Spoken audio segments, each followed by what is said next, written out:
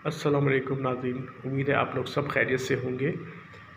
मेरे चैनल को सब्सक्राइब ज़रूर कीजिएगा, लाइक ज़रूर कीजिएगा ताकि और मैं प्रोडक्ट्स के बारे में आपको इन्फॉर्मेशन दे सकूं।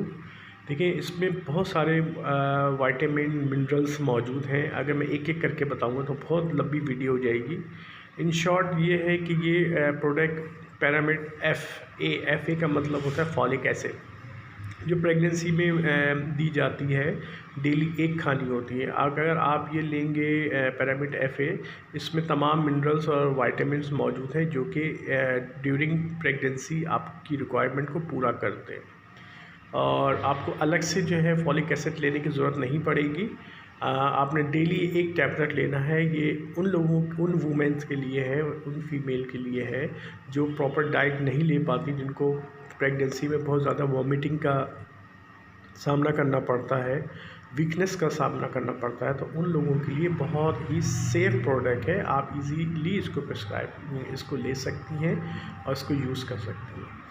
और हमारे चैनल को ज़रूर सब्सक्राइब कीजिएगा, लाइक कीजिएगा और शेयर कीजिएगा अपने दोस्तों के साथ। अपना बहुत ख्याल रखिएगा। अल्लाह।